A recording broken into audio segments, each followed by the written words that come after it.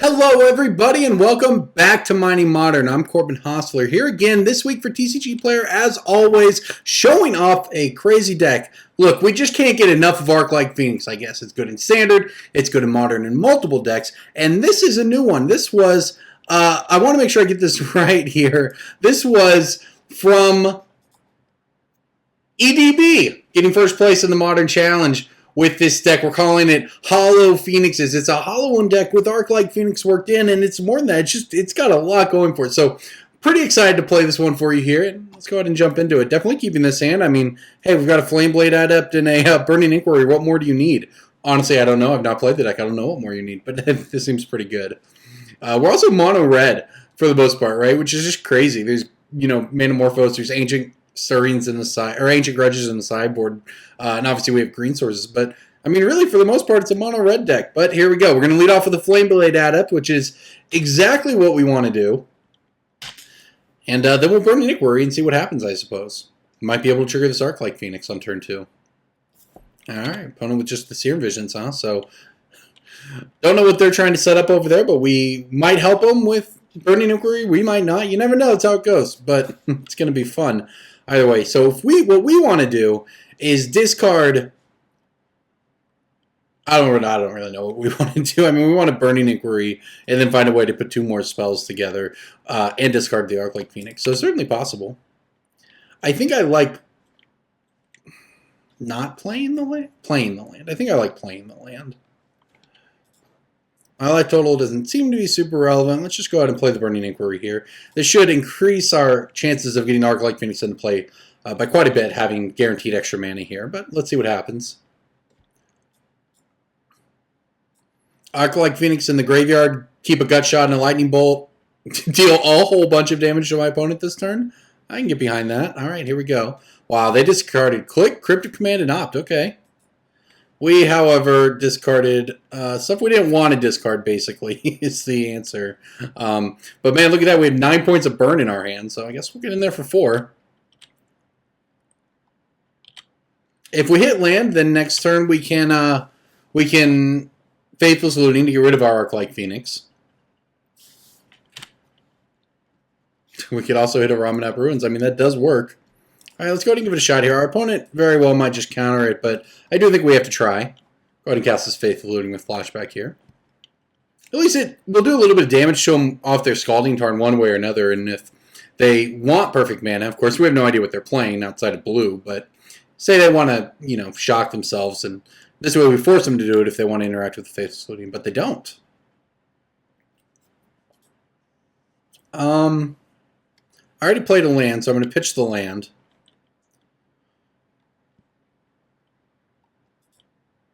Yeah, and we'll go ahead and try to get in here for 3. I kind of like where we're at here. I mean, so I do like this one of Ramanap Ruins in this deck list here, but alright, so it looks like we're probably not going to get in with the Flameblade Adept this turn, which, to be fair, I didn't necessarily expect to. All that said, though, if our opponent's going to Lightning Bolt it, which they are, they dealt themselves 3 damage this turn anyways, all of a sudden they're 4 points away from being dead. Really, we have 11 points. I mean, we did some land drops for this, right? But, wow. We'll see what our opponent does here, but... Alright, Copperline Gorge, huh? I mean, do I really just Lightning Bolt my opponent 3 times? I kind of think that I do.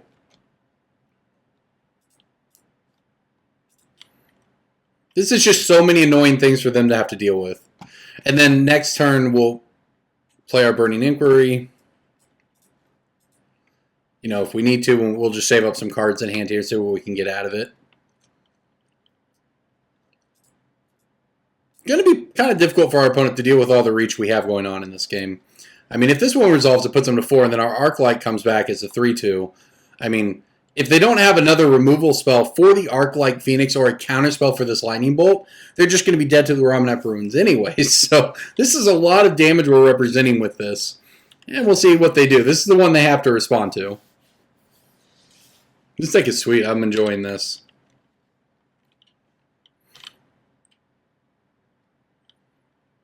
Alright, we'll attack with our Phoenix. Is it going to get through? They have the Lightning Bolt.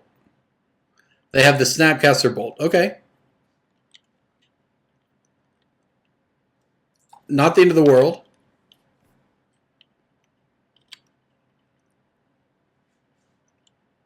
Remember, we also have things like, well, for one, putting that into our graveyard is, not exactly a winning strategy for our opponent. I mean, we did kind of expend our hand here, but there are 4.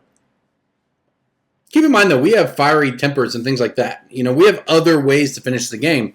In addition to what, the obvious ones, which are just cast some spells, play an Arclight Phoenix. But our opponent's just dead to so many things. If they just fetch, then we have 2 fiery tempers and a lightning bolt to kill them. Not even counting anything else that we might have. So we have a lot of ways to finish our opponent off here. Of course, they have everything up now.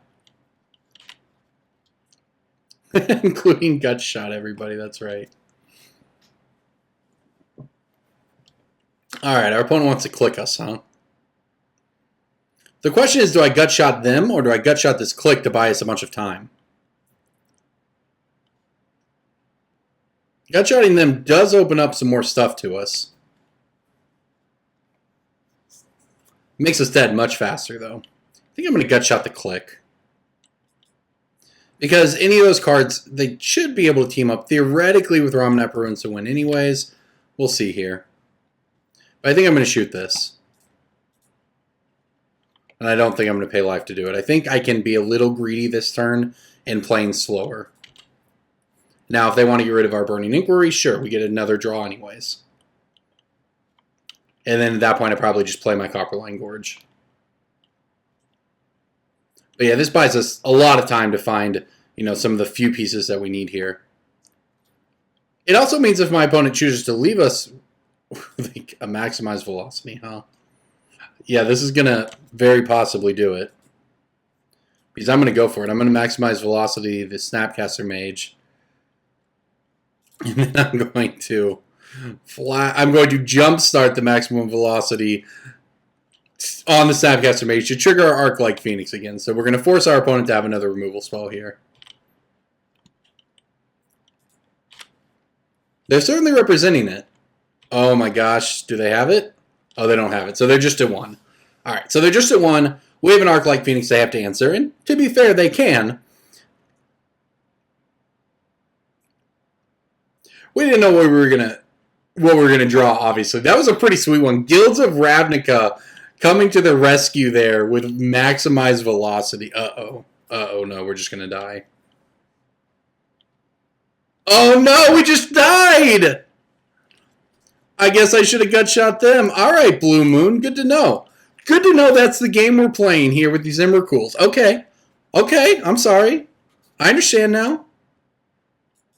I see how it is. Wow, that was disgusting. Okay. Well, then. The gut shots are actually fine. I'm going to cut a maximized velocity here. I'm going to cut a Bedlam Reveler. I think we're playing slow here, not fast. I'm sorry, repeat. I think we're playing fast, not slow, with the exception of the Shrine of Burning Rage. But the Shrine of Burning Rage does what Bedlam Reveler does, in that it provides that late game reach, but it probably does it a little more efficiently, to be honest. So I think that's why I'm leaning on that. I'm going to probably just play 3 of them. Got a gut shot, maybe? The question is whether we want Crypts. I don't think so. I think we just have to let them have their Snapcaster Mage value. Yeah, I'm going to get rid of a gut shot here. Excuse me. Although gut shot was actually perfectly fine against them. Alright, well, I guess I'm into this. Hand's not incredible, but it's certainly reasonable. That's too bad. If we'd gut shotted them, we would have had it. But, I mean, heck, at that point, I still thought they might have been a Jeskai deck. I had no clue, no reason, I think, to expect to get Emrakul, Through the Breach Emrakul there, that's for sure. And trust me, I'm a big fan of Through the Breach Emrakuling people, so I accept. But I did not expect that coming, or clearly I would have just gone for the win there over the board control play. And we would have actually won, so it's kind of unfortunate. Alright, trying to Burning Rage here on turn 2 is exactly what we want. It puts a lot of pressure on them to have the Through the Breach Emrakul.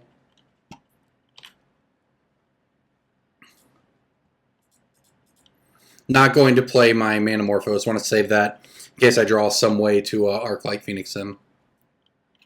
It's also possible that I didn't want to keep this hand, but I think it's hard to turn down Flameblade Adept plus, you know, reasonable cards at that point. Because all it takes is one Faithless Looting, one Goblin Lore, one Burning Inquiry to make our hand very good. And considering I just named 12 cards in our deck, I think it's, you know, pretty reasonable to keep this hand here. And hey, there you go. There's the Faithless Looting.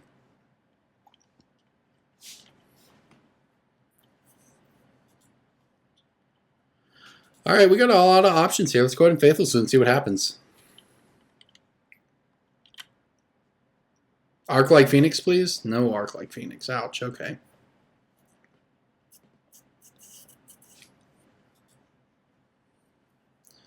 Well, I guess I may as well discard these two and just go for the Fiery Temper play. You know, I certainly had the option there of casting the Manamorphose first. It digs us one card deeper. I'm not sure if that would have been correct or not. It only puts us one card deeper, and it might punish us later, so I'm not sure if it is. Alright, so we're on the Madness ability here, I believe. Let's see if I can do this right. Yep, and I will go ahead and just happily launch it in my opponent's face. Take the free value here. Triggers our Shrine of Burning Rage, our Flameblade Adepts. Oh, we're going to get dispelled on the Fiery Temper. Sure. Fine. We still get in for 3. Put our opponent down to 15. I mean, this is definitely going to be a Shrine of Burning Rage game. We're looking at having 6 counters for it next turn, which means 7 damage on our next turn without anything else we might do, like flashing back a Faithless Looting. I mean, our opponent's under a pretty real clock here. The Shrine of Burning Rage is just going to pull off a turn 4 win or something otherwise. Or not turn 4, I suppose turn 5, but turn 5 is good enough. Let's see what we hit here, though. Oh, we hit a hollow one, okay. Well, definitely just flashing back this Faithless Looting. Seeing where things go. Alright, don't need the second Shrine. Don't need this Shockland. So this hollow one's going to cost 1. Okay. I have the land to play that second main phase.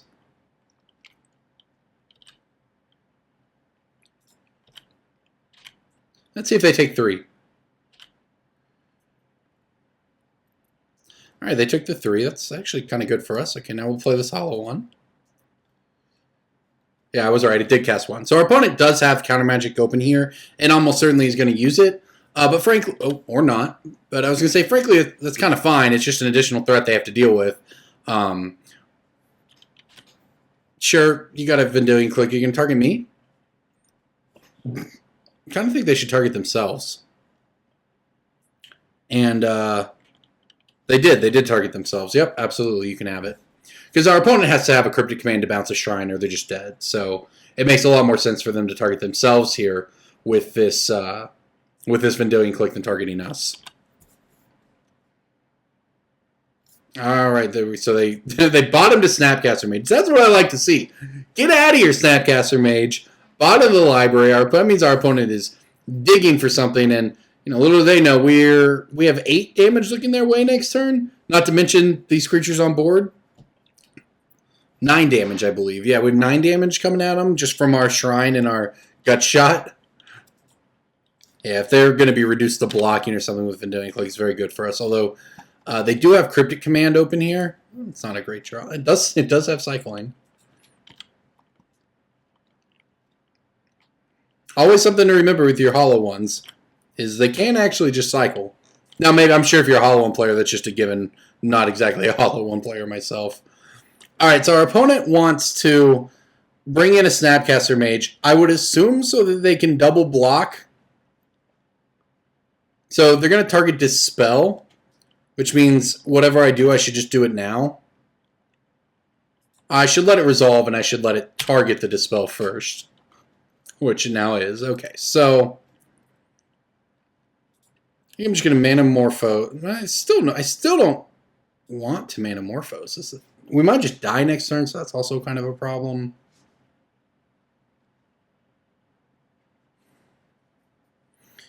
Alright, so if I shoot the Vendilion Click,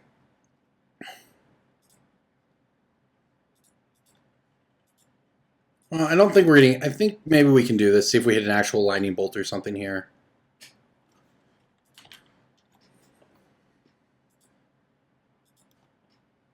We hit a Goblin Lore. Well, maybe I should have just done it in my main phase. But they were representing cryptic commands, so... Alright, so now I think I just gut shot the Vendilion Click.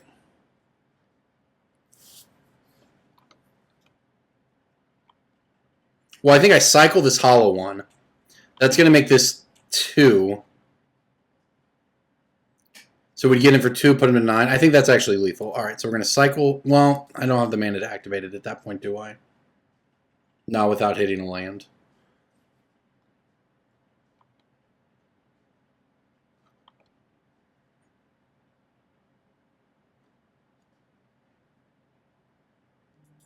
Alright, here's what we're going to do. I have a plan.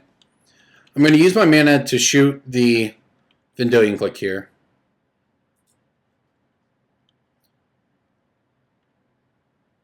This costs 3. Okay, so I don't know if I have the right line here, but here's what I'm going to do.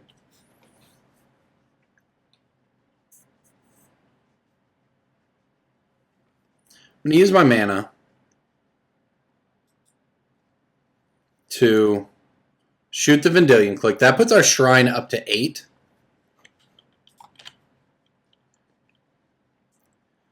Alright, so then before I lose my mana, I shrine them. This is so we don't get through the breach Emrakul next turn and lose our ability to actually do this. But we just hit them for 8 with it. Puts them down to 3. Now our opponent has a Dispel that does nothing. They're forced to chump block the hollow one. They go to 2.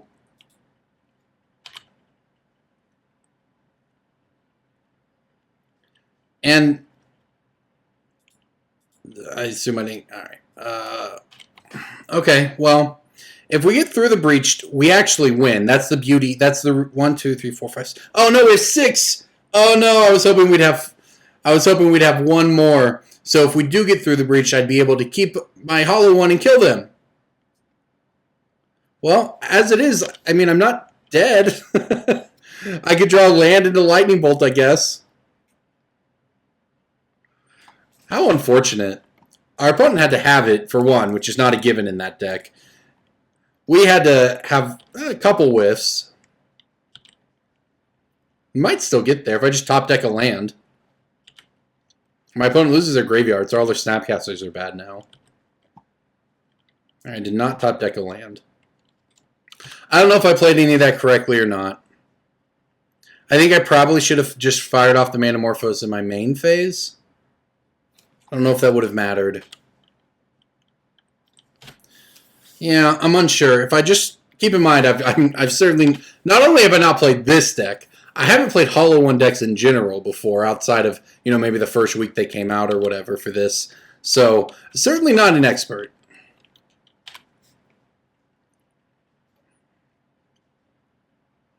They had to have exactly that, though. Alright, well, there's the land. Step 1. I mean, for all our opponent knows, they're just dead on the stack right now, so they do have to kind of be careful.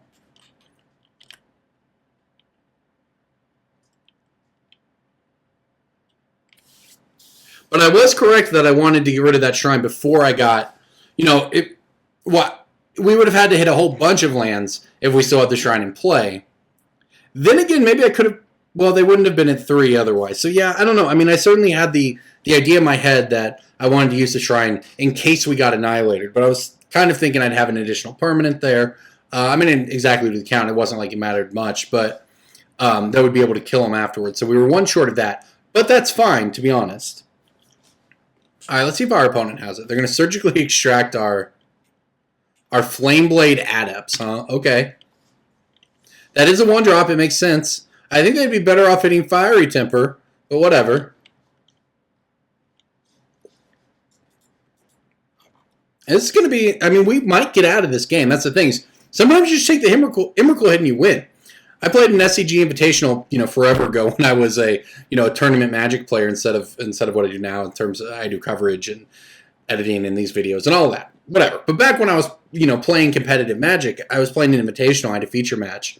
I was playing Merfolk, as you might expect. And my opponent was playing Sneak and Show, and I had a like pretty decent board, but you know they're playing a combo deck. Well, they had it. They Emrakuled me, and I sacrificed all 6 of my permanents, except for a 2/2 Core Home Commander I had. My opponent could not find any more gas on their sneak attack to kill me. So I'm sitting here, you know, at 4 life or 5 life or whatever, having annihilated 6. Oh my gosh, that's not a good draw. I've got this. All I've got is this 2/2. I'm playing Legacy. I've got this 2/2 Core Home Commander. You know what? I just played a land. Uh-oh, that's not good. They have the Snapcaster to kill us. Anyways, I played a land. I leveled up that Core Home Commander 4 turns in a row. My opponent never find another threat, despite their brainstorming and pondering and whatever else, and we won.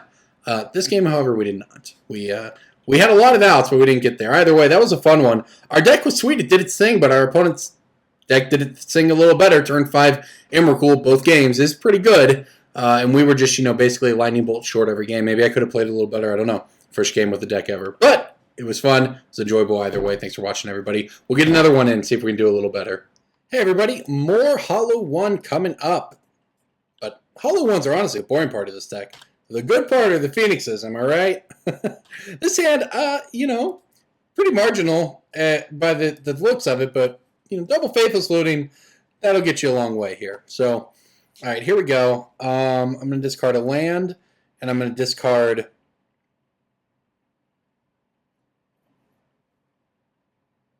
I don't know what I'm going to discard. Maybe just this Bedlam Reveler. So what I'm thinking is that next turn I'm going to play Manamorphose. Then I'm going to play Burning Inquiry because I think that maximizes our odds of then still having a 1-mana spell. Or I can just go Manamorphose, Looting,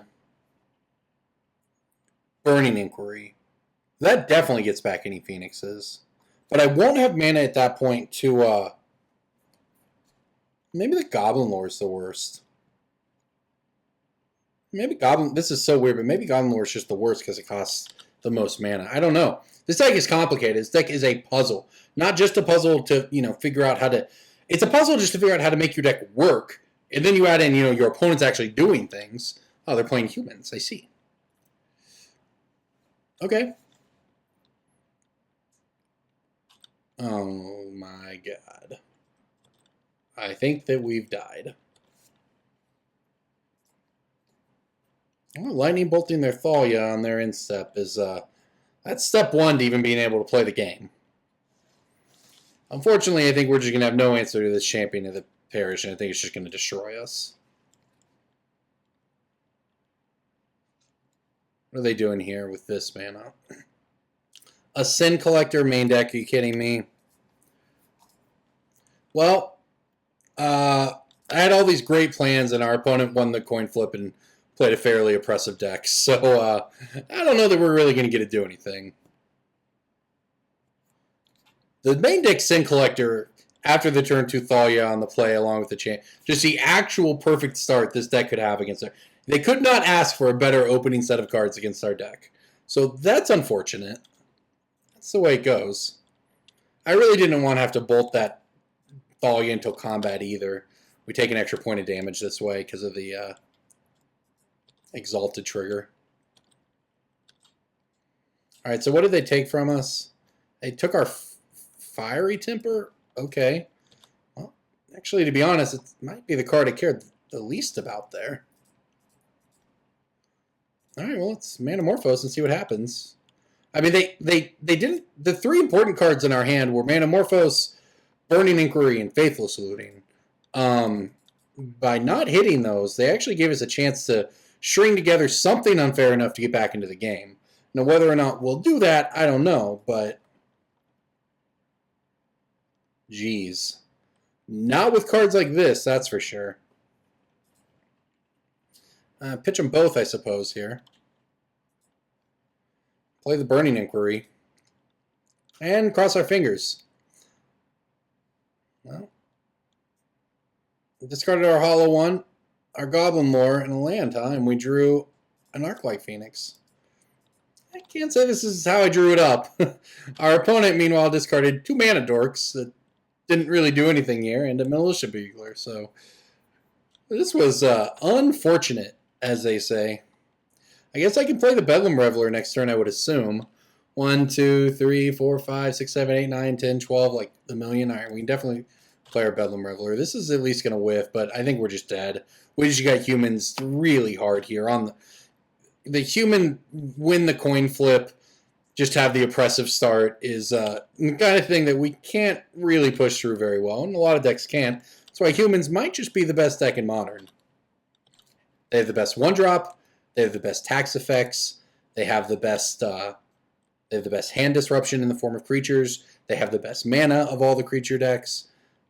It's actually just kind of ridiculous how powerful of a deck it is. All right, well, let's go ahead and...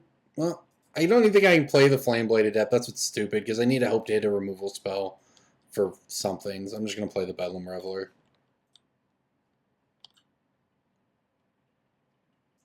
We didn't do it. I guess I can fetch and play another Bedlam Reveler, though. That's certainly our best bet right now.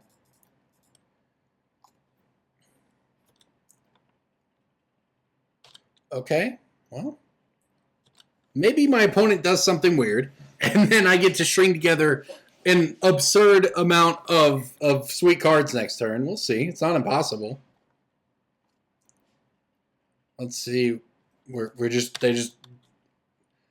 They have, let me add on, they have the best creature on creature removal.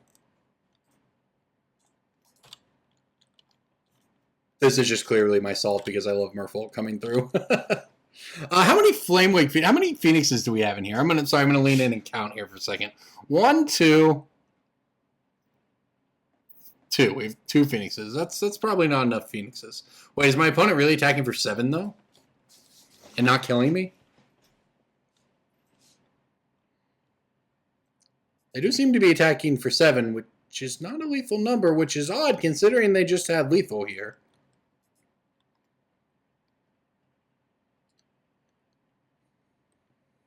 I mean, they didn't because of our gut shot, but they don't know that. Okay. I guess I'll take 7. All right, down to 1. Let's see if we can have a cool turn. I don't think we can win, but maybe we can at least have a cool turn here. As if my opponent didn't block my Bedlam Reveler, maybe we could win. I just want to make sure this thing gives. Where are these velocities at? They give it haste, right? Okay, not flying or anything.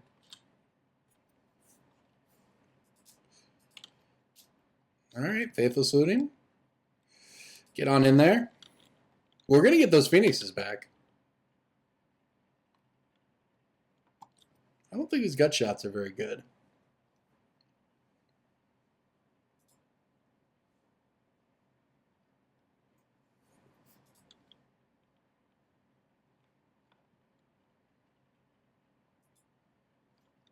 All right, let's get the Faithless Looting in here again. See what we hit. More hollow ones would be good. This could be good too. All right, so I want to just see how frustratingly close I'm going to be here. I'm going to get back. I'm going to get back 2 Arclight Phoenixes. That puts my opponent to 10. I have my opponent at 4 right now. Unlucky. I wonder if there's... Can we kill their creatures? Is that a thing I can do here? All right, so if I discard the Flameblade Adept and the Fiery Temper, I use the Fiery Temper to shoot this thing. I think maybe we're not dead. To be honest, I think maybe we're not dead. How wild would this be?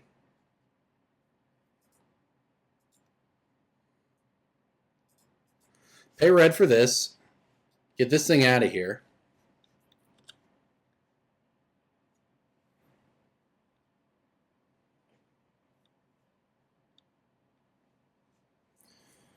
So I move to combat.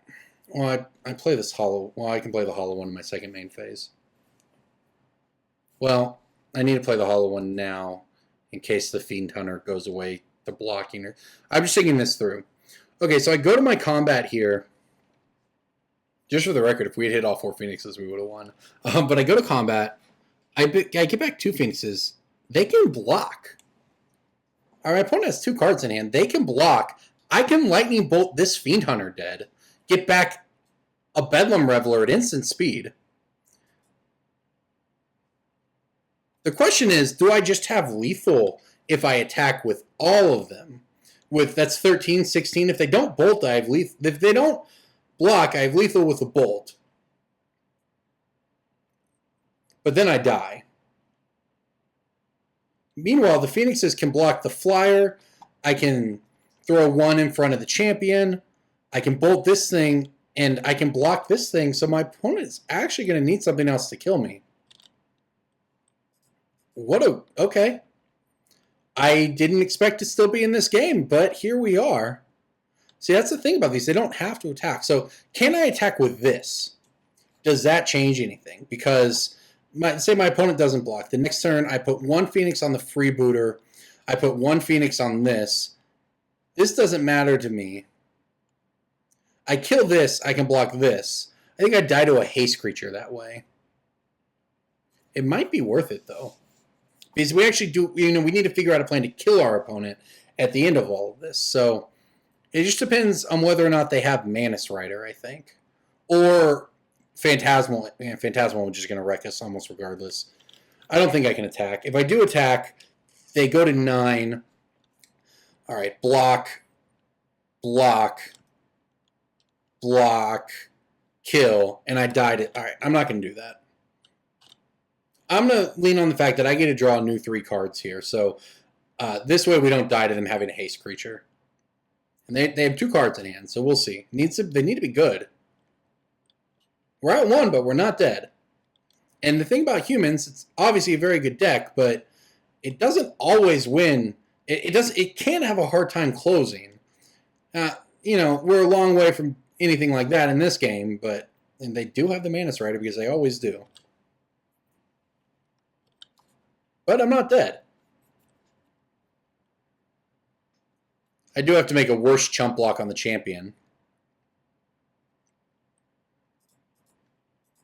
But we also get to see our hand to see what we're working with here, our new one.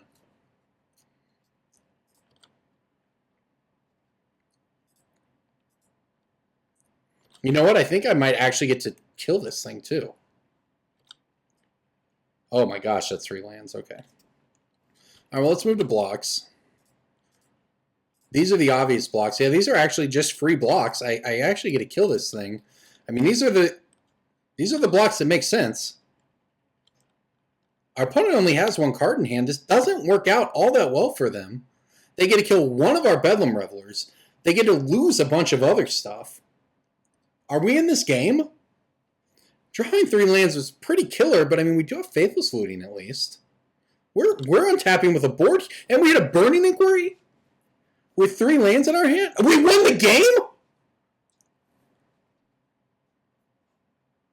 Well, let's see what I was going to hit off of the...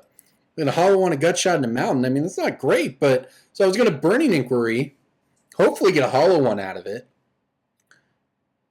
But yeah, my opponent at that point, because like I said, humans have a hard time turning the corner. They have to have a haste threat. And that haste threat pretty much has to be flying, which means the only card it can possibly be is Manus Rider. So as long as I keep this Arclight Phoenix back to block Manus Rider, I'm just cracking in for a bunch here. And you know what? I probably would have cast the Faithless Looting rather than give my opponent a new card. I guess it would have given them 2 new cards by their next turn, but I probably would have cast the Faithless Looting, played the hollow one out, just attacked, and shot him dead basically next turn. What a game, everybody. Look at that. Wow, I thought we were so dead.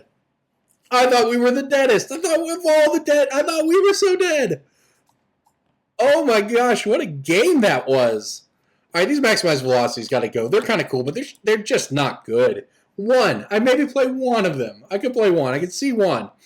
Playing 2 of them, it makes your best hands better. But this deck doesn't have a problem with it. Its best hands are already insane. I get it's just a very cheap way to trigger it, and that has value. It certainly does. It certainly has value. I will not deny that. Gutshots. This is the other nice thing here. Gutshot's actually pretty good against humans. Gutshot is very reasonable just as a magic card against their deck. And I'm definitely keeping this one. If we can avoid the turn 2 Thalia, we'll really be in business. Well, they probably have it since they didn't have a 1-drop, but what can you do? I guess I could play Burning Inquiry now. That's what I could do. That would be very, very... That would be my soul read right there.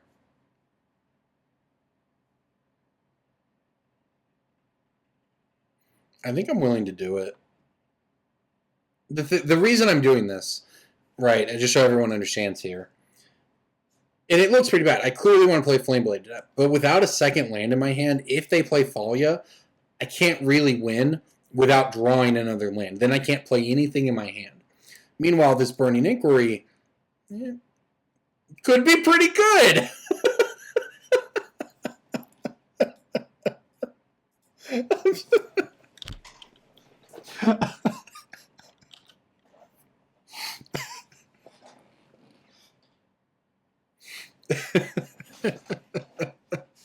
I even discarded... My opponent goes, wow, GG. I even discarded the Arclight Phoenix.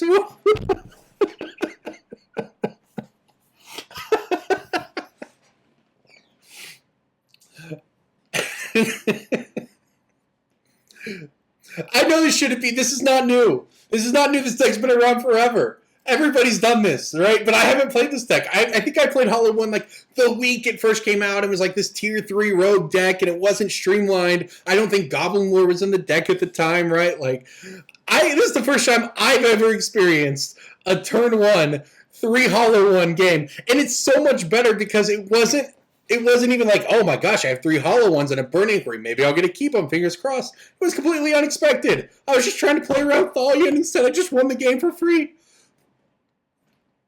And game 1 was so good too. That's one of the best. Well, that was an enjoyable match. I've had some luck go my way sometimes. That was fun. It goes against me sometimes too, but that one was worth it right there, everybody. Woo! Thank you for watching. This deck is sweet. Hey everybody, more Phoenix action here. I wish we could keep this hand. This hand with 1 land would have been perfect, but we will mulligan it, ship it. Keep this one though. Manamorphose on top. I guess it kind of doesn't matter. I'll put it on the bottom. There's no Phoenixes we're looking to trigger. Just need some lands. So the Burning Inquiry is kind of a way to do that. Oh, our opponent is Mog Fanaticing us, huh? Okay. Okay. 2010, here we come. No, I'm just kidding. This is a totally reasonable card, actually. Okay, so we're just going to go ahead and... do I Gutshot? Do I just Gutshot this thing? I don't think so. There's got to be a better target in this Goblins deck to Gutshot. But not like we play anything it can ping anyways. But let's go ahead and fetch in Burning Inquiry and, yeah, see where it goes. Resolving this card online, much better than resolving it in paper. Also, just for the record, I don't think I've ever actually looked at the art of this card. I knew what the art was from a glance, right? Because, I mean, hey, I know how to recognize Magic cards, but that's a dude on fire. That's just kind of cool. Nice piece of art. Who did this art? Zoltan Boros. Oh, that's timely. I discarded our Fiery Temper. Can't get anywhere with that.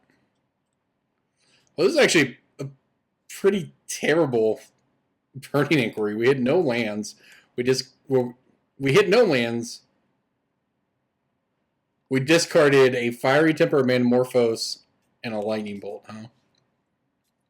And we kept an Arclight Phoenix and a Flameblade out of. Well, I guess at least we still have the gut shot. Maybe we'll get something with it. Our opponent discarded land, Foundry Street Denizen, and Goblin Reckless Bushwhacker. So hitting Bushwhacker is never a bad thing. Don't know yet if our opponent's on just Tribal Goblins or an 8-whack sort of build, but I will gut shot this thing if I need to. But how about instead I gut shot this? Well, I guess it's probably the same, isn't it? They're both 2/1s. It's all the same. Except this has some sort of value later. I don't know. Our deck probably has a reasonable matchup here, but we do need to do unfair things, and we're currently not doing them. But, you know what I do have going on here? I have a blocker, everybody. That's right, I have a 1-2 blocker for this Goblin Bushwhacker. More than likely just going to be a trade. I'm sure we're going to get bushwhacked again in some form or fashion, but for the moment, we have a blocker. And we had a removal spell, so I suppose that's not the end of the world. Ew. Uh-oh. Uh-oh. Don't bushwhack me, please. Oh, they bushwhacked me. I asked so nice. I said please.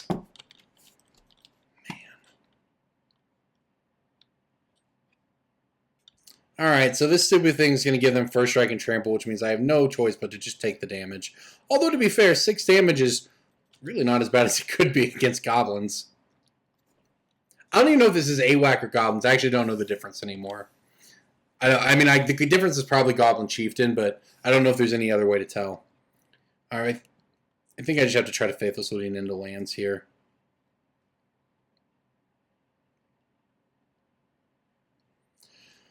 Well, that is a land. I can't say it's the land I wanted, but it is a land. Discard the Maximize Velocity. We do get some triggers here, but I still think I'm going to kind of be in blocking mode. I'm not sure. I might be able to just run my opponent out of resources. That could be better. If I just gut shot this thing right now, which I'll do by paying 1 life. Well, I may as well Lightning Bolt it, because I think this kills pretty much everything that we want to kill, unless our opponent has Goblin Chieftain.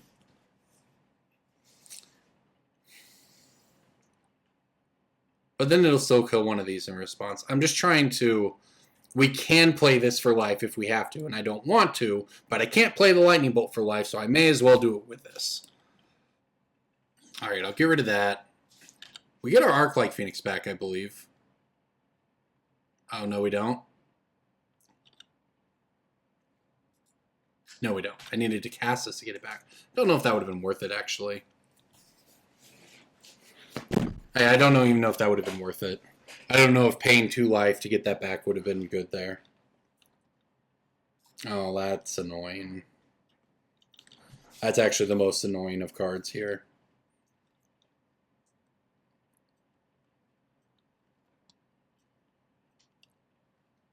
I guess I should have done it. I mean, I don't know. It's hard to say. If I had done it, our opponent wouldn't have made this attack. I would have had an Arclight Phoenix, though, so it probably would have been better.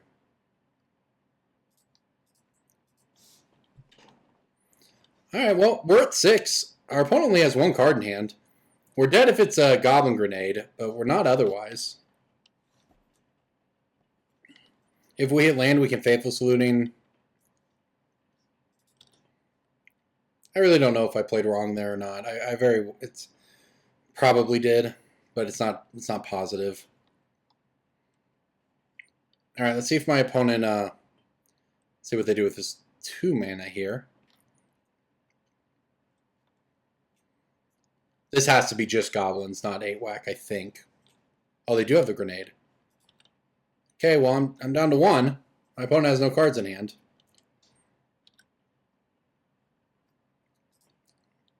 If only I could play this Fiery Temper. The thing is, though, my opponent should have attacked next turn and then did that. This doesn't kill us. I'm Burning Inquiry here. Maybe we'll hit some hollow ones.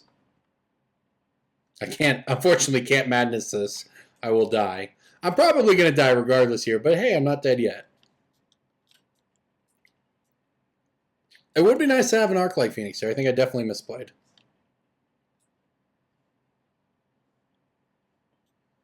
So, I drew some cards that I discarded those cards. Okay. Well, let's pass the turn. So we get a little more information from our opponent. Land, Reckless Bushwhacker, land. Doesn't tell us too much. I guess, we at least went through non-land cards. We still die to a Goblin Bushwhacker, I guess. Do we die to a Reckless Bushwhacker? We do, just because it has haste, yeah.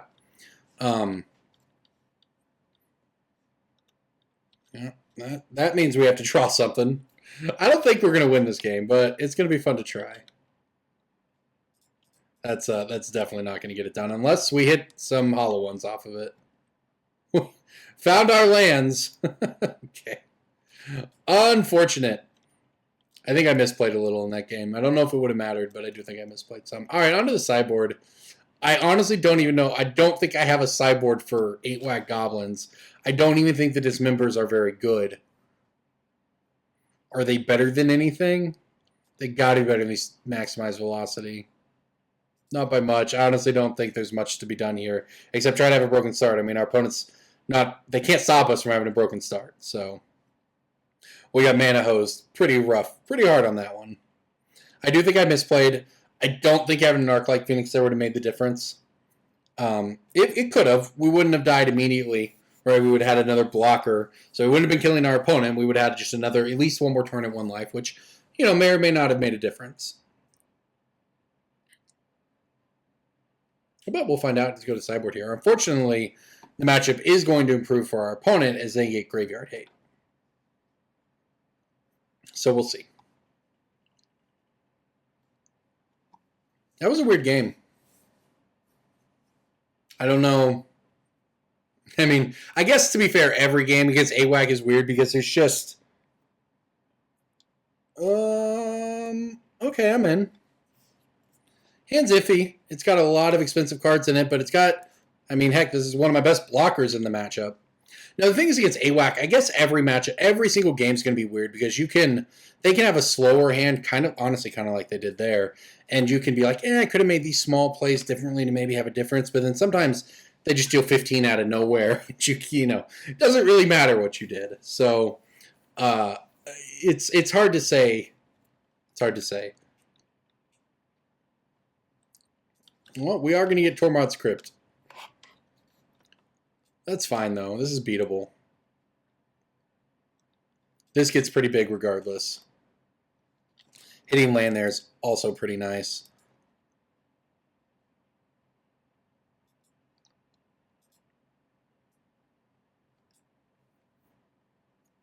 Just thinking this through. I think I'm discard Fiery Temper and Phoenix, and then just cast my Fiery Temper, and just be on that plan this game.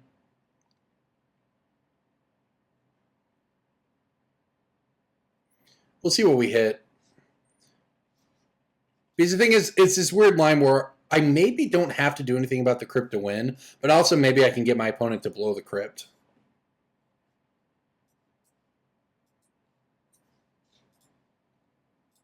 And first things first, let's find out. Okay.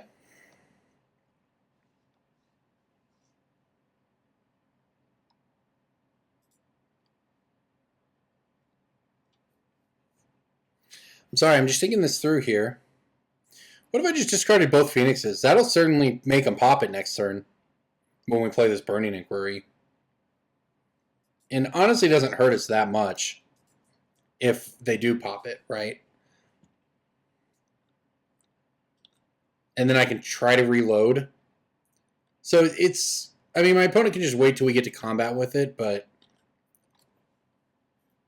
this Burning Inquiry might work out in our favor. Because the other thing to keep in mind here is, because we have the Bedlam Revelers, if we don't ever threaten... Oh, that's bad for us. Well, now I definitely have a new plan. That's rough. The thing is, if we never actually threaten to bring them back and we just put instants and sorceries in our graveyard, then we might just be able to cast the Bedlam Revelers and win that way. Or if we make them, I don't care much about this, or if we make them pop this, then we can try to rebuild towards that plan. This hand is a little awkward right now, but I'm just going to go ahead and cast the Burning Inquiry, see what happens. We could also remember, we could also hit the hollow ones. Our deck has this entirely other broken angle. It is unfortunate that our broken angle this game was Phoenixes and not hollow ones when our opponent had the Tormod's Crypt, but no answer to hollow ones, presumably. But that's the way it goes. All right, let's see what happens with Burning Inquiry. I'm a fan. I'm a big fan of that. So our opponent got rid of a pile driver, which is, yeah, I mean, whatever, it's annoying. A guide, and another Tormod script. So I like getting rid of those. I mean, we don't know what we gave them, obviously.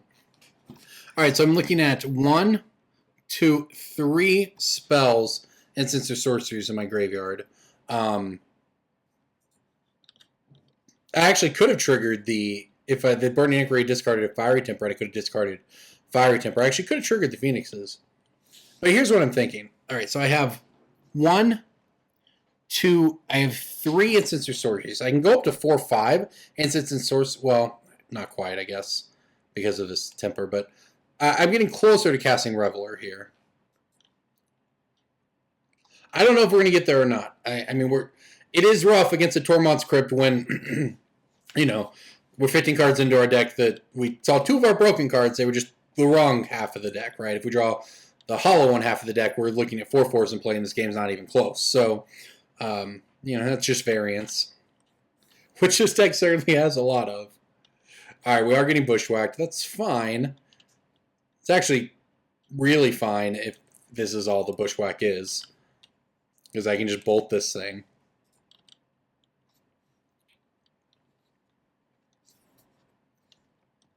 And our opponent has 2 cards in hand after that, and we're at 19, 17 after this.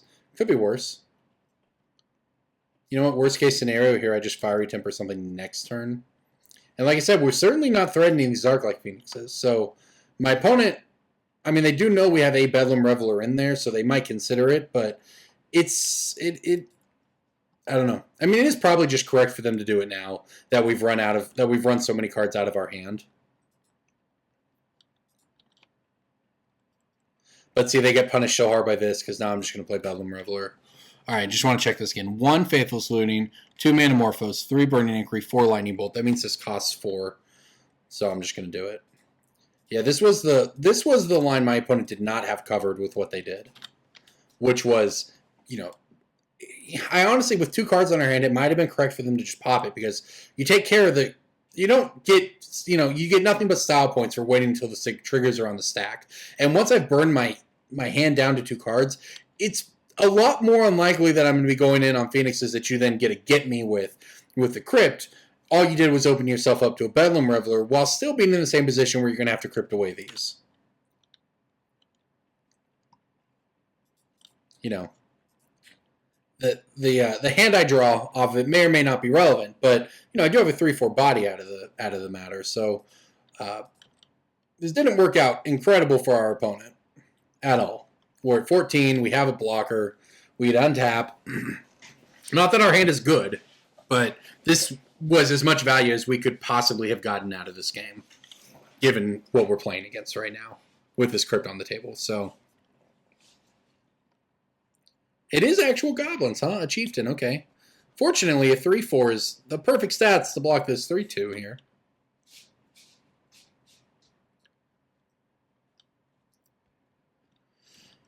All right, let's see what we hit. A bolt, huh? All right, well, I'm just going to Burning Inquiry. I just want to hit some hollow ones. That's all I want.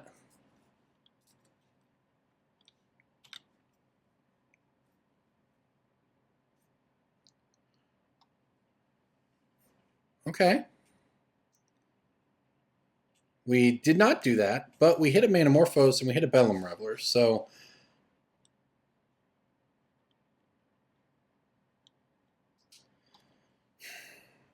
this is not as easy as I want it to be, because if I play the Manamorphose, my opponent responds by crypting, which again they have no reason to, and they've certainly, if they get me here, they get me, and they might get me. I hope they don't. It wouldn't make sense to pop. No! No! Why? That doesn't make sense. There's no reason to. There was no reason to do it there if you hadn't done it already. If you didn't just crack it on your last turn, you gain nothing. But I mean, you do. You get my Bedlam Reveler, but I just play. You know, I made my decisions based on the lines they had been taking. It did not work out.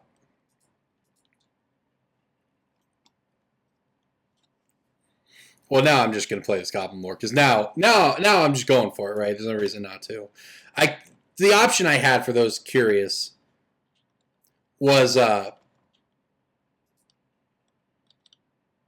I could have cast the Bedlam Reveler in my hand while I had the Instants and Sorceries in my graveyard instead of the Manamorphose. But if the Manamorphose resolves and then I get to do stuff and then it's the last card I play out of my hand because my opponent's waiting until combat to pop the Crypt, which is how they've been playing the whole game, it would have just been so much better for me.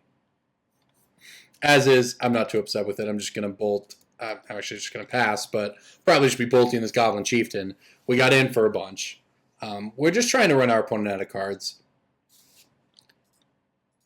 You know, the thing is, at the end of all of this, we will hopefully, we're halfway into our deck now, have hollow ones and have killed most of their creatures, and that's all I really want here.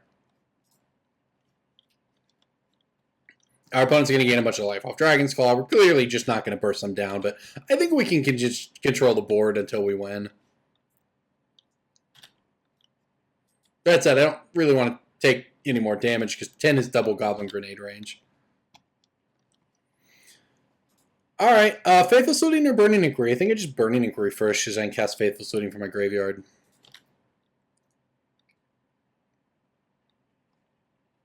We discarded a hollow one to dismember Manamorphose, huh? Well, guess I'll cast this Faithless Looting from my hand then.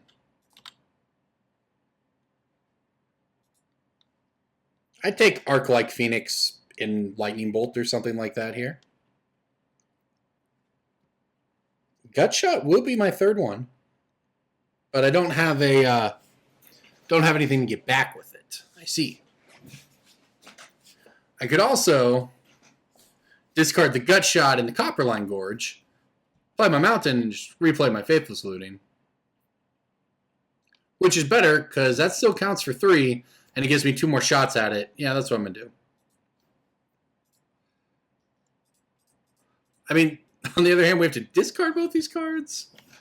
So, like, it actually only works? Yeah, maybe that's not correct.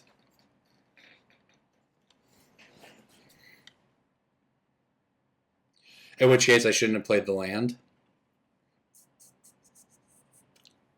Do I think I'll hit Arclight Phoenix or Hollow Ones? There's 2 Arclight Phoenixes left. There's 3 Hollow Ones left. I'll just pass.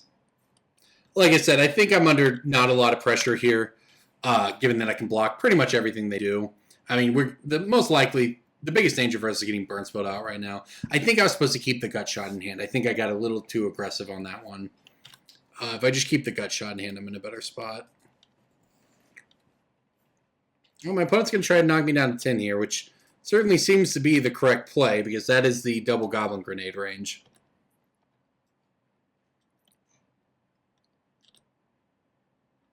Well, now we can Faithless Looting. See what we hit. Oh my gosh. I really can't catch much of a break here, can I?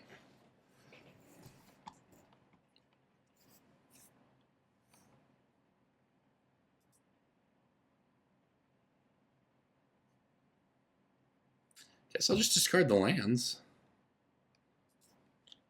And pass the turn again. I don't really like this position, but this is the position we're in. Weird game.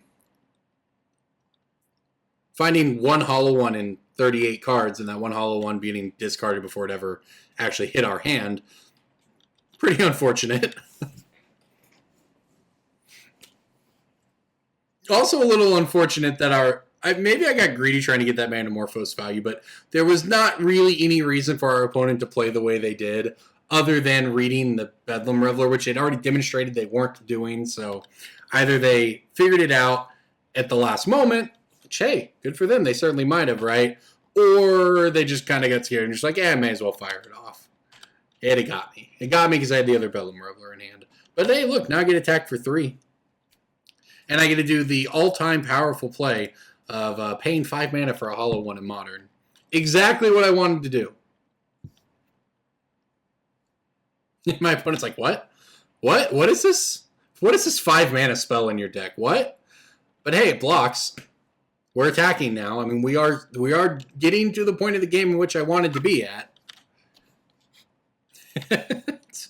I'm doing it. All right, get in for 7, I guess. All right, our opponent down to 18. play another hollow one for 5 mana, as you do in Modern. A format in which I have talked about in this very series of videos being too broken right now.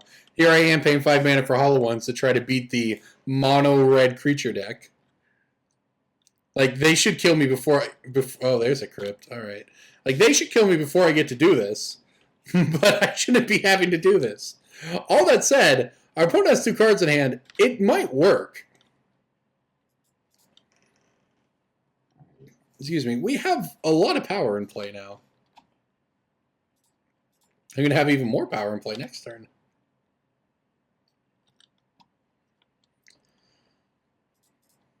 I'm going to do this. I think swinging for 1 more doesn't really make a huge difference here. Rather, the 3 more with the Bedlam Reveler. I don't really want... My opponent's starting to stockpile some amount of cards in hand. I don't really want to get bushwhacked out of the game when I'm just obviously going to get there playing a little slower. And there's a unkicked a non-surged bushwhacker anyways. So that's just a 2-1 with haste for 3. My opponent can now kick the next one. Oh, they're just going to do nothing instead. Yeah, that's not great for them. Hey, an Arclight Phoenix. You know what I'd like to do with this Arclight Phoenix? I'd like to play 4 mana for it. What a game. I just actually cheated 0 things into play this game, I guess, except 1 Bedlam Reveler at some point. I don't think I'm going to die from this position. This is 11.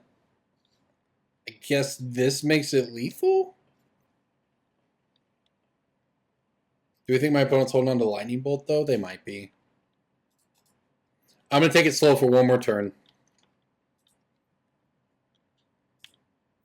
I almost definitely have him next turn, so I'm just going to take it. I'm just going to try to play safe. I've ground this game out for so long that I want to play it slightly safe. If my opponent had Lightning Bolt there and didn't kill us, we didn't kill them, and then we had 1 blocker or whatever, and then they kicked Tooth.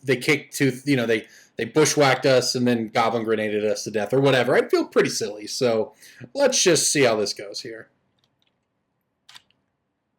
This way, even if my opponent has a bushwhacker, I think I take 4, unless it's this bushwhacker, and then I can die to Goblin Grenade. So maybe I'm still going to die. Maybe I was supposed to attack with 1 fewer creature. Maybe I was just supposed to send the hollow ones to keep the Arclight Phoenix back.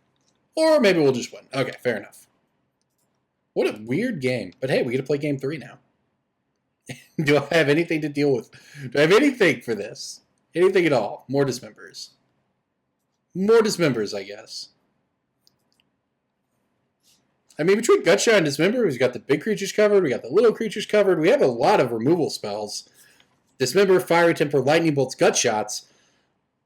I feel like we have to be favored, maybe not on the draw, but maybe not on the draw for sure. We have the ability to have unfair starts, but also just kill them with fair starts. This hand is not either of those things. It's just got a lot of... I don't know. This hand's just not good. We're just going to mulligan this hand. We'll leave it at that. This hand I will keep. And that Goblin Lore I will ship. We got a Flame-Bladed Adept on turn 1. We got a Gutshot. It's all pretty solid. Opponent has a Tormod's Crypt. It's fine. They have a Goblin Guide that's actually kind of less fine. Let's see what they give us. Give me a land, please.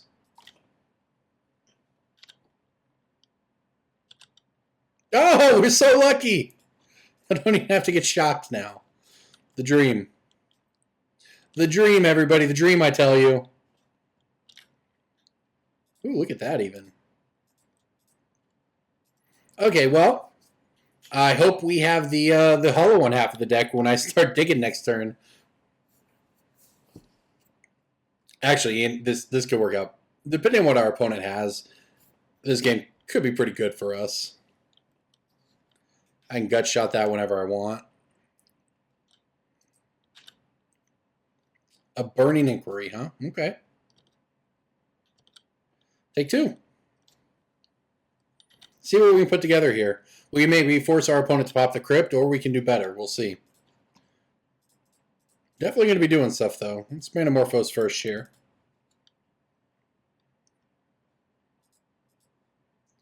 An Arclight Phoenix. What do you say? All right, I think I need a gut shot now. And I think I just have to pay the life to do it. Oh, I don't even have to pay the life. But I might want to pay the life. I'm just going to pay the life. You think it's okay?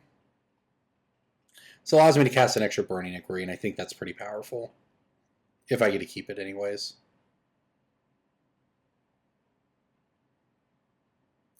Beautiful. That is incredible for us.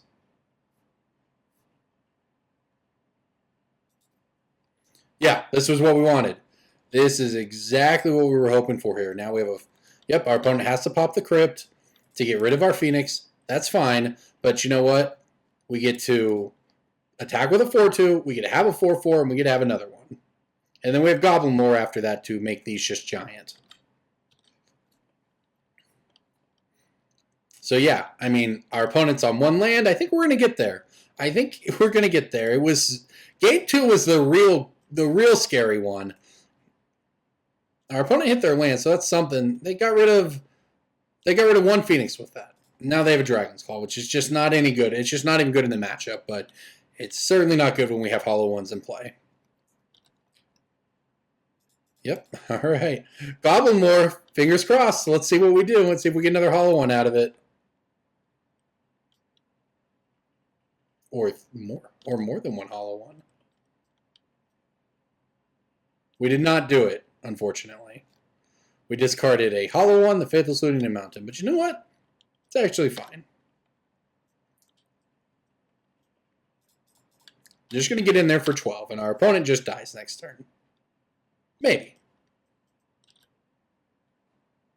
To be fair, I suppose they might not, between the Dragon's Claw and whatever they do. They might not be dead. The Flameblade Adepts, without another way to discard cards, are just 1/1s. Or 1/2s, rather. And our opponent did hit another land, so... But it's just a Chieftain, huh? I mean, I say just a Chieftain. Chieftain is good. But they're in kind of an awkward position, right? If they attack with both, they're just going to scoop. Yeah, they're just dead. It's just not enough. That's the thing. What are they going to do? They're going to untap. They're going to have a 2/2, and they're going to have a 3/3, and I'm going to attack them. Well, I'm just gonna dismember this dead, and then attack them. Get in 5, and then gut shot them to death, and it's going to feel bad because I guess I'd get in for 2, huh? But then throwing it away. They're just not winning that game, right? So, yeah, they're just not winning the game at that point. So there you go, everybody. We did it. We took down Goblins. Game 1, we didn't get there. Game 2 was crazy. Somehow got there in Game 3. We did what our deck was actually supposed to do, and it felt pretty good. So there you go, everybody. Goblins taken down by this really, really fun version of Hollow One. I'm not going to put this together in paper, but man, I'm considering it because it is just fun to play. Probably a lot less fun at paper where you have to roll. It's not just random with these, not digital online randoming these Goblin Lores. You just have to get a bunch of dice out. But, whatever. Thanks for watching. Hey, everybody. Here we go with some more Arclight Phoenix Hollow One deck. Hollow Phoenixes, if you will. I don't know. Arclight ones. Flameblade Phoenixes. I don't know what you want to call it. Either way, the deck is sweet. Our opponent leads on basic island, and we get to lead on this this Flameblade Adept here on turn 1. I'm in. This is going to be great. This hand's shaping up pretty decent, assuming, of course, we get to untap with the Flameblade Adept. But if we do, I suppose, and if we resolve a spell, but we'll see. All right, just going to go ahead and fetch here. Get a basic mountain, play Manamorphose in the Goblin Lore, and you know what? This could be very, very powerful for us here. We will see what we hit. Let's see if our opponent, for one, allows us to actually resolve Manamorphose. That's step 1. What a tragedy if they counterspell this. Oh, they're going to, I guess. Or bolt our Flameblade Adept, one of the two. Remand? Logic Knot, X equals 1. Okay, well, I guess you got me. Well, the thing is, I suppose if you're our opponent, and again, we have no idea what they're playing, but that certainly makes sense. That's a good one to play. If your opponent wants a Manamorphose, it's kind of a good bet you don't want him to. On the other hand, they could have just done that to my Goblin Lore. it probably wouldn't have been all that different. I guess maybe we're digging for lands or something, then it's better for that scenario for him. But as it stands, I mean, we still get on tap. We go Faithless Looting into Goblin Lore. We can do quite a bit here. So at the very least, it's going to be a big flame blade adept, if nothing else. Let's see what my opponent wants to do about it. I don't mind counter spells actually, given that I have 2 discard effects here. What I do mind is a lightning bolt. I mean, our hand gets a lot worse if our opponent just has a lightning bolt. We will see. They're thinking about it. But yeah, if I get a Faithless Looting here, discard the Phoenix and a land, and then Goblin Lore. For one, we've discarded 5 cards at that point. So this thing's going to be huge. It'll be 6/2 menace. But in addition to that, you know, we get whatever we... Oh my gosh. Okay, there they go. All right, let's see if we get to Goblin Lore here. If I can Goblin Lore and hit a... All right, well, here goes. Plus, this is just a good Goblin Lore anyway, since we have 3 lands in hand. But man, imagine if we Goblin Lore here. One, if our opponent lets it resolve, but you think they just snap counter it. But if this resolves, and then... Well, here they are going to counter it. Unlucky. I'll say if I hit one of the cards I hit off of this, oh, it's not so bad. Yeah, if one of the cards I hit was a gut shot though, and then we got to trigger 2 Arclight Phoenixes back, we'd be attacking for 12 on that turn. 6 with the feet. 13. We would have been attacking for 13 if you count the gut shot damage. That would have been pretty sick. All right, so just can go ahead and fire off the Goblin Lore here and see what happens. If my opponent has an answer, well, we get to try again. It's the beauty of the deck. Oh, it just worked, though. Oh my gosh, and we get to keep everything. Well. Okay. Next up is Burning Inquiry, I suppose. Our opponent discarded... Oh, that was just... Goblin Lore is just us. Well, let's see. If that resolves, we'll see if the Burning Inquiry resolves. Oh no, they're a Lightning Bolt or Flame Blade Adept. Tragedy. Give me a gut shot, please. Okay, that's... Yeah, so they get it in play. Give me a gut shot. No! Wait, do I have a land drop and I can Lightning Bolt them? Yes! That went from a big no to a big yes. Oh my gosh. Oh, we even drew and discarded one. There are 3 Arclight Phoenixes. Take 9, please. Take 9 damage. Arclight Phoenix. You know, I feel so stupid. I thought this card was bad. I think in my set review, I do a podcast. I don't know if anyone here has ever listened to it. It's called Brainstorm Brewery. I'm not trying to plug myself. My point is, although you should check it out if you want to. But my point is, when we did our set review, I said, oh, it's just another Phoenix, just another bad Phoenix like all of them. I was wrong about Rekindling Phoenix, but I'm not wrong about this one. This card can't be good. 3 is so many, and it's even, yeah, in Modern or Legacy you can do that, but you get a 3/2 out of it? How is that good enough? Well, you know what? I'm just an idiot. Don't listen to me. Look, I'll keep doing what I do, which is play stupid, sometimes bad decks, but you know what? I'll have fun with it, and I'll do coverage. And you leave all the good strategical deck building, decision making up to everyone else. I'll stay in my lane. I clearly do not know what I'm talking about because that was unreal what we did right there. Arclight, it's just so free, I guess. That's what I didn't, even in Standard, where you have Goblin Electromancer, it just becomes so criminally easy to chain Opt into Chart a Course, into whatever else there is in Standard even to draw cards, not even mentioning the cheat codes of Phyrexian Mana and Manamorphose in Modern. So, yeah, you know what? I was right about that. I mean, a 3/2 Haster, Flying Haster's not just the most inherently powerful thing to have ever existed, but when it's just as free as it is, it's pretty good.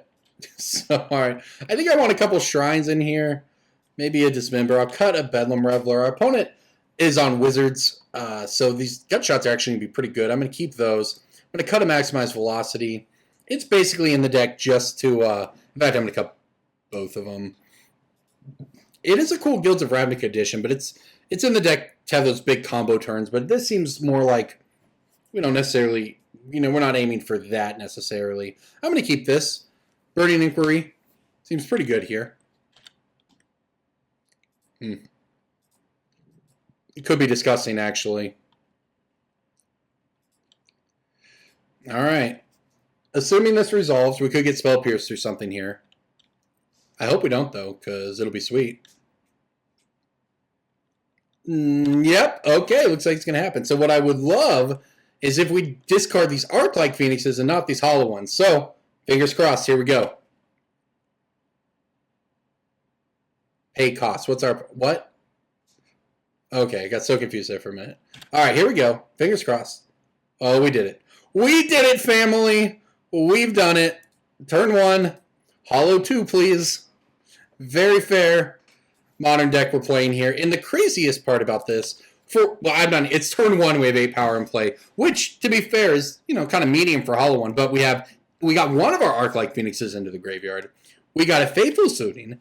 We have another 1-mana spell, which means we're just a gut shot away from having 2 Arclight Phoenixes and 2 Hollow 1s in play on turn 2. Nice format, everyone. I do love Modern. I've never not loved Modern. I still love Modern, even though I think it's in one of the worst places it's been at in a while. Not because it's unbalanced it's just broken. Everything's just broken. We played 8 mana, 8 power on turn 1. We have 2 4/4s on turn 1. And it's just okay. It's just okay in Modern because our opponent could be playing KCI and kill us on turn 3. That's, it's an interesting time in Modern right now, and if you like broken decks, there are a lot of them, and you slam your broken decks into each other, and it's not that it's not fun, it's still cool, but the things that if you're trying to build something new, or you're trying to design something new, what you're doing has to be fundamentally broken, or you just don't have a chance. All right, here we go. So I'm going to go ahead and just loot first, and see if we're lucky enough to hit a gut shot here. All right, I was not. But you know what? I'm going to get another shot at it.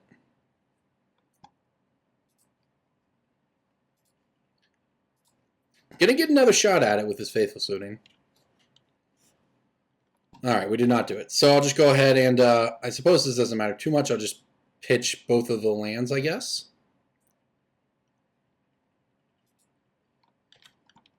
That was a little greedy, I won't lie. But I think we're supposed to do it there. Because, for one, just attacking with these 4/4s might just be enough to win the game. So we may not have to do anything. But the game definitely ends if we hit a gut shot there. I could have probably, I could have waited until turn 3 and guaranteed that. And maybe I should have. But, hey, I won't lie. I'm always going to go for the cool play here. Well, we get to try again if we want.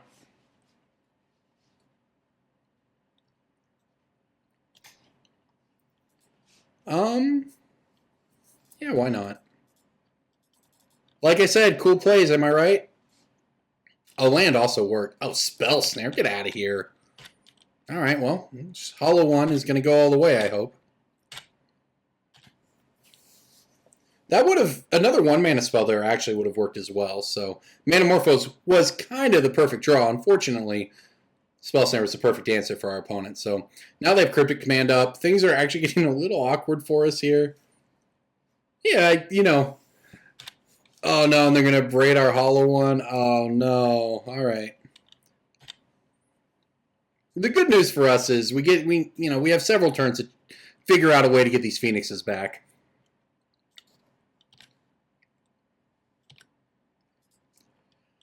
All right, I think I'm just going to play this.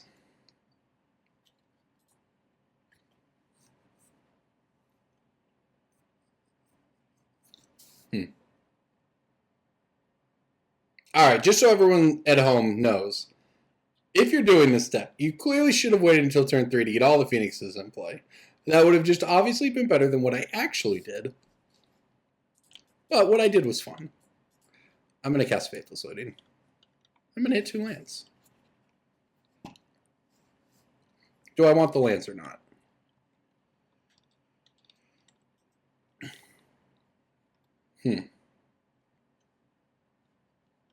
I guess not. Maybe I just want one. No, I guess not. I was trying to set up my hand there. If we hit a Manamorphose or something, we could have pitched, say, the Goblin Lore and been a lot closer. And it was the most mana-efficient thing to do that turn. I mean, the good news for us is we're just in a race to, we're kind of racing this Snapcaster Mage clock. Oh, that's kind of nice. Oh, we're going to give it Doing Clicked here.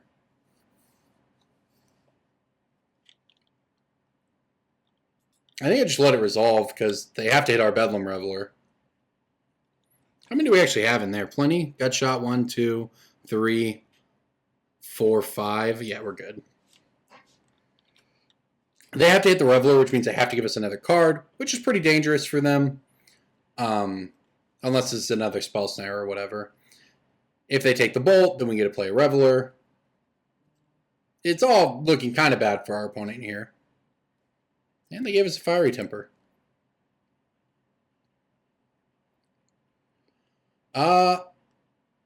Well, we're very close to winning. We have our opponents at 6, and we do have 2 Lightning Bolts. I guess I'll just...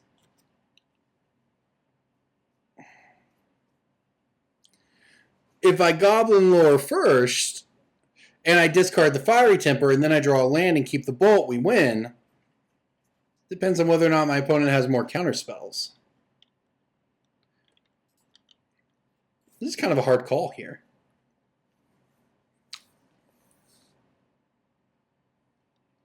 I've cast 1 spell so far this turn. Or I've cast 0 spells. We just got Vindowing clicked. I'm just going to pass the turn and see what they do.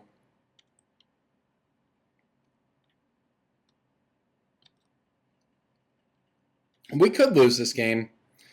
Maybe I'm just supposed to main phase the Fiery Temper there. Even. Oh, if my opponent's getting aggro like this, I would assume this is good for us. I mean, it makes sense for them to get aggro here. It, basically puts us dead in 2 turns. But I'm going to make them have to have a counter spell because I'm going to go ahead and just fire off the Fiery Temper at the end step here and point it at them. All right, well, here we go. Moment of truth. Are there 3 cards? The thing is, Snapcaster Mage isn't even an out now because they attack with Mutavault. It has to be some actual counter spells here. And even if it is, we're probably fine. And that wasn't enough, which means I imagine this Lightning Bolt will be enough. All right, Lightning Bolt to the face. Does it work? It does not. They have a Dispel. Wow. Okay. They've had everything. Let's Goblin Lore, see what happens.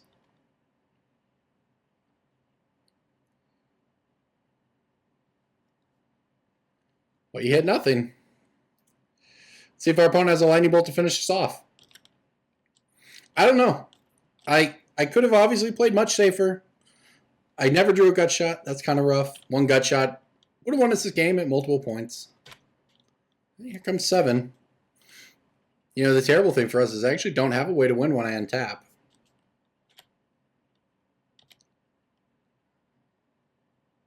I wouldn't be surprised at all for them to just have the Bolt here. And they do have the Wizard's Lightning. Well, there you go. We do not take it down. I don't know. I went for the cool plays. I could have played safer and won the game. I've talked about this on here before.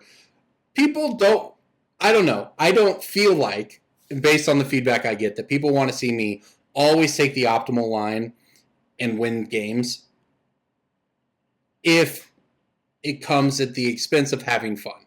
And you know what? Having fun with those Arclight Phoenixes on turn 2 would have been much cooler. That said, hey, we get to try again, right? Onto the sideboard.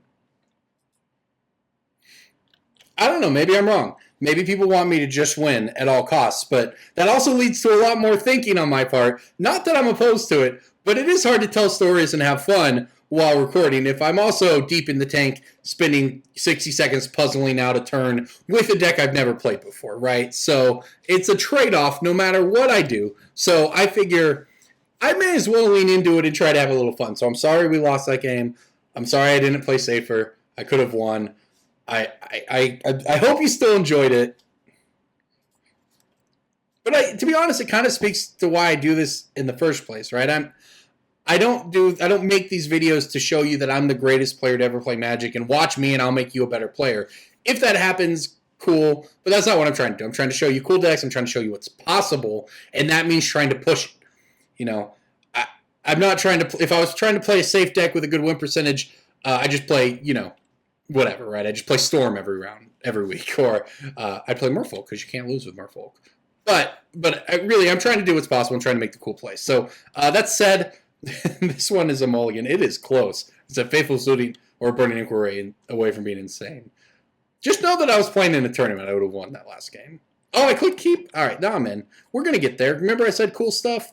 We're gonna play this Flame-Blade Adept on turn 1, and it's just going to work. We're going to hit some discard spells here. And this is one of those things that, I don't know the deck well enough to know what the right answer is.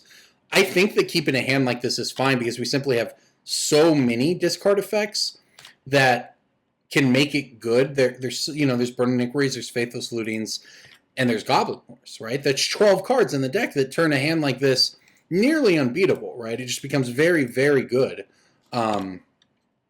So, is that better, or when you have the 1-drop, the best 1-drop in the deck, the best, the optimal start, is that worth it? I don't know.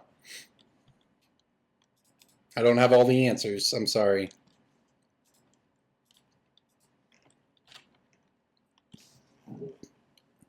I think this is an okay start, though. Let's see if my opponent wants to spell snare it. They do not. Well, that's not going to get us anywhere, unfortunately. Could do something with this mana. I could Fiery Temper my opponent. Kind of don't want to. That's fine. We took a shot there. And this is the actual, I haven't got to do this yet, but this is one of the other reasons I kept this hand. Because we had lands and Phoenixes, I want to see what happens when you just pay 4 mana for them. Is that a reasonable line to victory? I don't know. That said, now we drew the Faithless Looting, and we don't have these this turn anyways, so... But you know what? I'm going to try to play this game a little differently. Especially since our opponent's doing nothing, putting us under no pressure. Well, we are going to get Vendilion clicked. I'm sure they'll target us. I don't know what they're going to do with it, though. I'm just going to go ahead and Fiery Temper this thing. Because this is the thing about this deck, in specific with the Arclight Phoenixes, is you want to cheat them into play.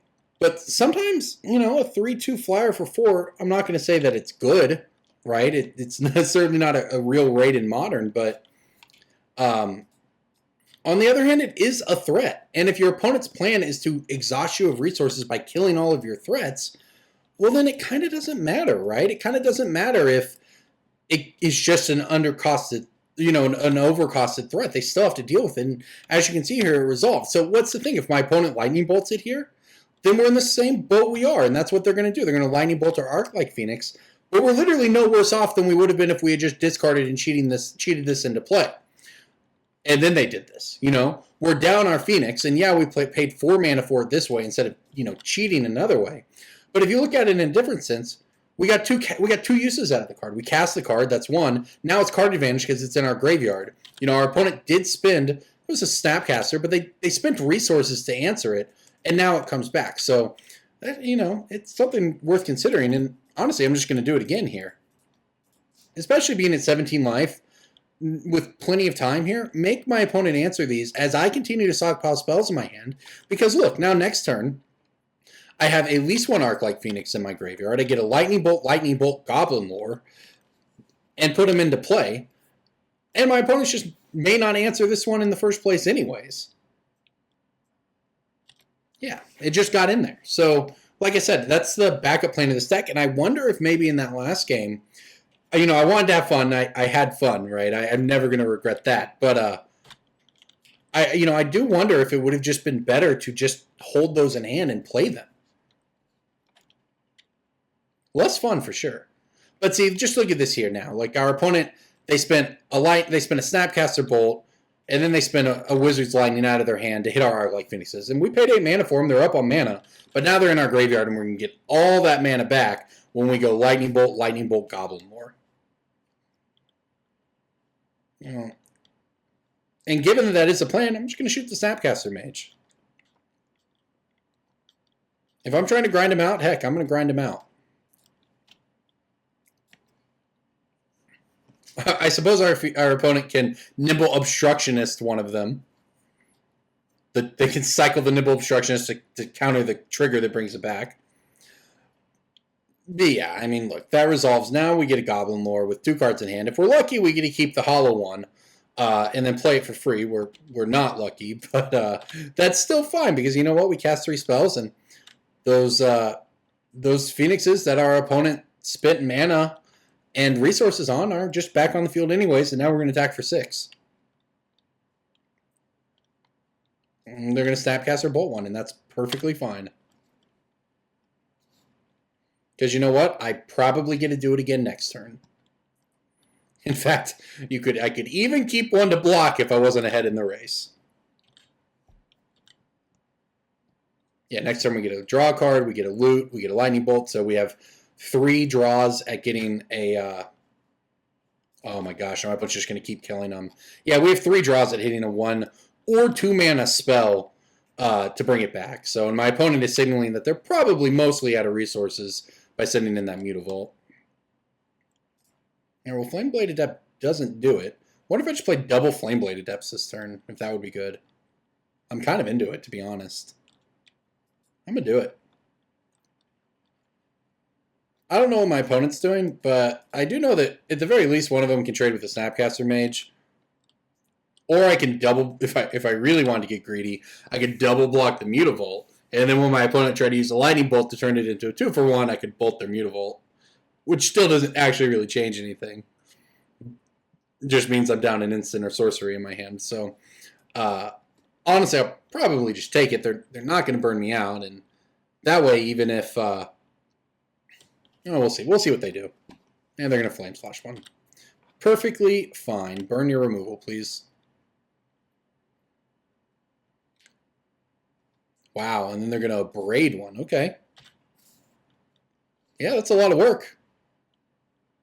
My opponent's deck is just full of removal. This Wizard's deck's kind of sweet, to be honest. But the whole point of this was, 1, playing those were threats on their own that our opponent had to worry about. But 2, it digs us 1 card deeper when we go for our Arclight Phoenix turn here.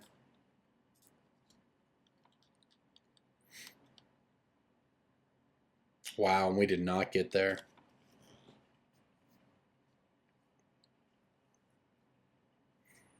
I can play a hollow one. I also play a Shrine. I can't believe we didn't get there. That is rough. That is really rough. I can play a hollow one for 1 mana and play a Shrine if I get rid of these 2 cards. To be honest, I don't really love getting rid of those 2 cards, but that might be what we have to do and just hope our opponent doesn't have another Snapcaster Mage. And at the very least, this is building up that way. I will have a Faithless Looting in my graveyard. I can flash back. This is kind of a risky play, but the alternative isn't necessarily a lot better, where I'm able to, Lightning Bolt this or whatever. And I Lightning Bolt that, or I Lightning Bolt the Mutavault. That line plays around removal, but only a little. I'm still taking damage.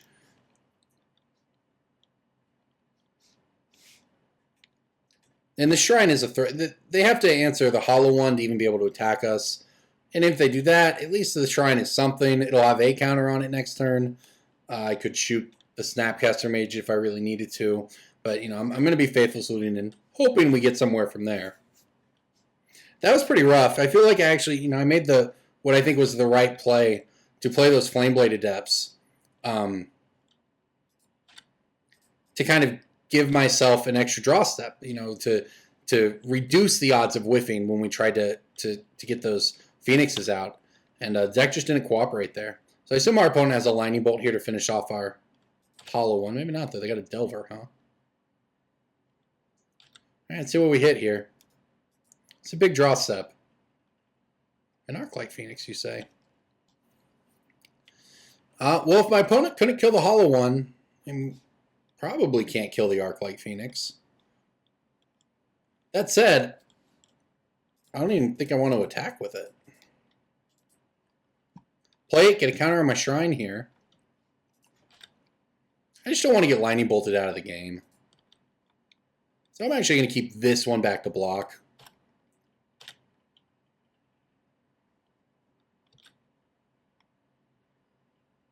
So this way, even if they flip the Delver, even if they blind flip the Delver,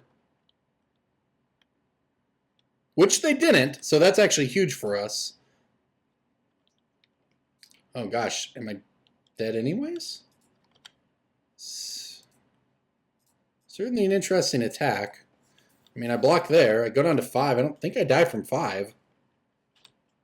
Not any more than I die from 6. Bolt, snap, bolt. So may as well take that off the field. Let's see what my opponent has here. Let's see if they have... Oh, they just have 2 bolts. So we're just dead regardless. I don't know. I don't think I could... Game 2, maybe. This game, I don't think I think I played this game perfectly. Or at least very close to perfectly. We got, I think, pretty unlucky that we looked at, 4 or 5 cards over the course of 2 turns there and couldn't hit an instant or sorcery for our life to win the game. Meanwhile, our opponent was just infinite removal with the 2 bolts to finish it off, and we couldn't quite get there. I played fairly defensive throughout the entire game. I don't know. I guess that's part of the variance of playing this deck, so there you go. Either way, it was still fun. It's a great deck. I'm enjoying this for if nothing else, for how much fun it is to play, how the game's a lot of little mini puzzles to try to figure out. I like it. That was awesome. Thank you for watching, everybody. See you next week. Hey everybody, Corbin Hostler here with the deck tech for Hollow Phoenixes. So as you can see, it's a somewhat typical Hollow 1 deck, right? You've got the Burning Inquiries, the Faithless Looting, your Flame-Blade Adepts, your Goblin Lores, your Manamorphoses, your Hollow Ones, your Bedlam Revelers. That's all normal. You know about that. But we got Arclight Phoenixes in this one. And then the deck leans into a little bit. We've got the Fiery Tempers. I love seeing this card played in Modern. I just do. Especially in a deck like this where it's not this... It's just good, right? It's just another Lightning Bolt in this deck. And that's cool.